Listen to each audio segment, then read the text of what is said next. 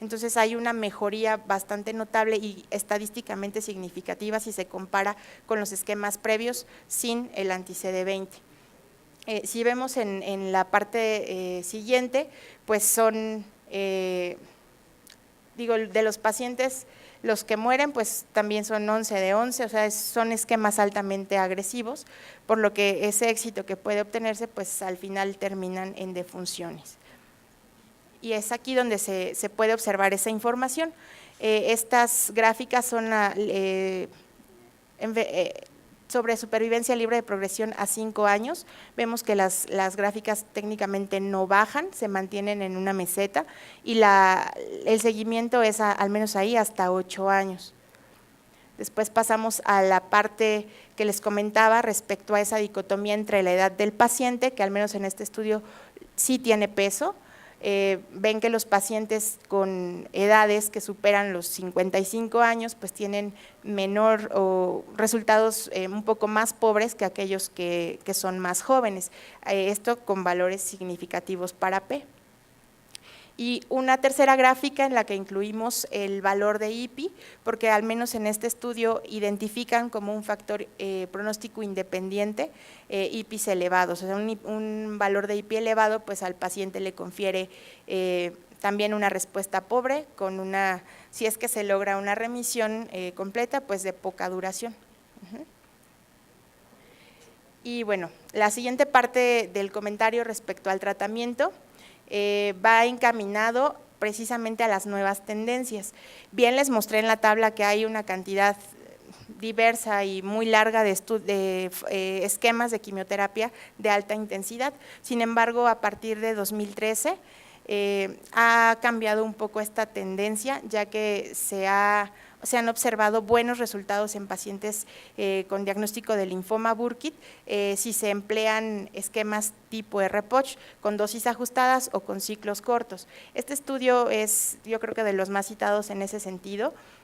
Tiene al menos solo 30 pacientes incluidos, de estos pues hicieron una división para aquellos que tenían infección por VIH, que son los que iban a recibir los ciclos cortos, es lo que significa SC, o los que no tenían infección y que iban a recibir únicamente las dosis ajustadas de POCH-R. Esta situación, este estudio en particular tiene mucha importancia porque logra valores de sobrevida global y supervivencia libre de evento mucho más altos que los esquemas que hemos mencionado previamente, además de disminuir el riesgo de lisis tumoral. De los 30 pacientes que ellos trataron, solo uno hizo lisis tumoral, la mortalidad disminuyó muchísimo y el precepto del investigador es precisamente, al ser un tumor de alta replicación, también es un tumor muy susceptible al estrés génico. Entonces, las dosis persistentes o una meseta persistente del fármaco permite mayor tiempo de exposición del tumor sin una destrucción tan espontánea como ocurre con las dosis, digamos, dosis rápidas de quimioterapia. Estas son gráficas precisamente de lo que les acabo de comentar, los resultados en la sobrevida. Aquí solo reportan en sobrevida global comentan que no tuvieron muertes asociadas a la infusión del esquema, o sea, todos los ciclos que recibieron estos pacientes no provocaron ninguna muerte. Posteriormente en el seguimiento sí hubo una defunción, pero fue una situación ya no relacionada a la infusión del tratamiento, sino la aparición de una segunda neoplasia posterior a la exposición a etopósido. Y si hablamos de la dosis ajustada de POCH-R y estamos tratando la progresión libre de evento, sí reportan únicamente un paciente que presentó una recaída. Sin embargo, pues se trató de forma diferente una vez que se identificó, se dio radioterapia y se excluyó del estudio. Pero fuera de eso, el resto de los resultados que obtuvieron pues fueron muy prometedores. Ahora, si hablamos de los ciclos cortos, que son los que recibieron los pacientes con infección de VIH, se comenta que sí hubo una defunción, pero no asociada a a la administración del esquema, sino a la condición de inmunodeficiencia del paciente. La progresión, si ustedes ven, pues se mantiene técnicamente en una meseta con seguimiento a 11 años, pues bastante prometedora también. Y esta gráfica está bastante interesante porque permite conocer las dosis acumuladas de estos fármacos en los pacientes y compara precisamente las dosis ajustadas de EPOCH contra los ciclos cortos de EPOCH-RR, y si nos damos cuenta, pues son mucho más estables en el segundo. El primer esquema tal vez es un poco más disperso en ese sentido, pero si se compara eso con la cinética que provoca el uso de quimioterapias de alta intensidad en dosis, digamos que en dosis rápidas, pues es totalmente diferente. O sea, aquí se mantiene una constancia, mientras que en la otra se logra un pico muy alto y una caída también drástica.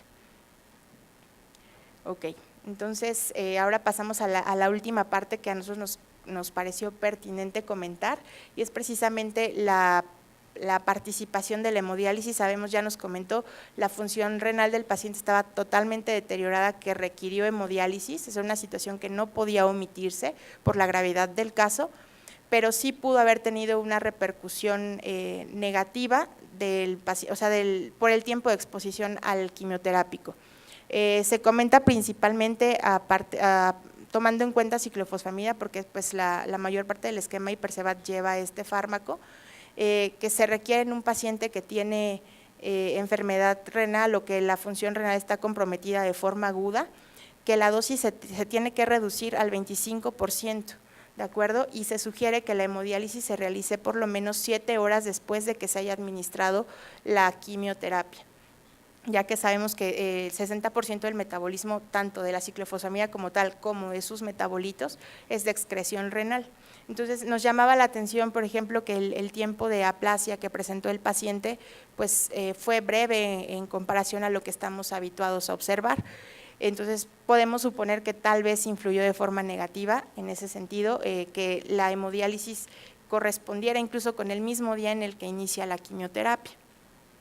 Y pues solo como parte complementaria, el resto de los fármacos que incluye el esquema Hipercevat, que son doxorubicina y vincristina, no se ven afectados por el procedimiento hemodialítico, entonces con ellos realmente no hay problema.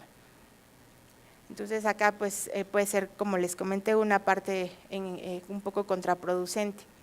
Y la última diapositiva va enfocada precisamente a los esquemas de los que les acabo de hablar. El etopósido, pues sabemos que sí puede provocar nefrotoxicidad por sí mismo, y que si se va a utilizar en pacientes con función renal anormal, pues también se tiene que ajustar la dosis.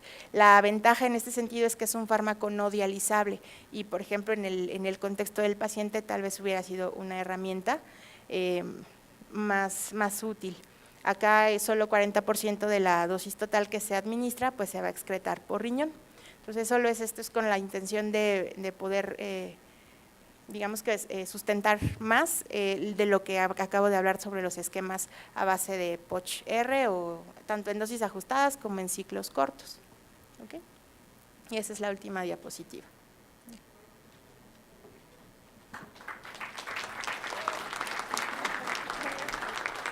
Gracias. Para el final vamos a hacer la mesa de discusión del caso clínico, el comentario. Y bueno, para pasar en este momento a la parte del comentario, tenemos dos ponentes expertos en el área de linfomas. En primer lugar, quiero presentar a la doctora Silvia Rivas Vera. Ella es médico hematólogo, tiene maestría en ciencias médicas.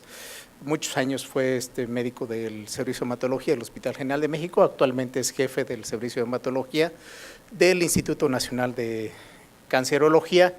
La doctora Rivas, sin lugar a dudas, es una de las personas que más saben de linfomas en este país. Hace años, cuando igualmente la invitamos a una sesión, fue la primera que participó en una sesión, y creo que nos fue muy bien en aquella ocasión, y bueno, tratamos de repetir nuevamente la fórmula en ese aspecto con la doctora Rivas, que nos va a hacer el comentario este caso acerca de linfoma de Burkitt. Y ya para inmediatamente después el siguiente tema, ya para hacer la introducción aquí mismo, una vez que termine la doctora Rivas, también tenemos a alguien con experiencia que es el doctor Luis Mario Villela. Él es médico hematólogo formado en España. Tiene formación también en trasplante, tiene maestría también en España, en Madrid, y actualmente él es jefe del servicio de hematología y banco de sangre del ISTESON de Hermosillo.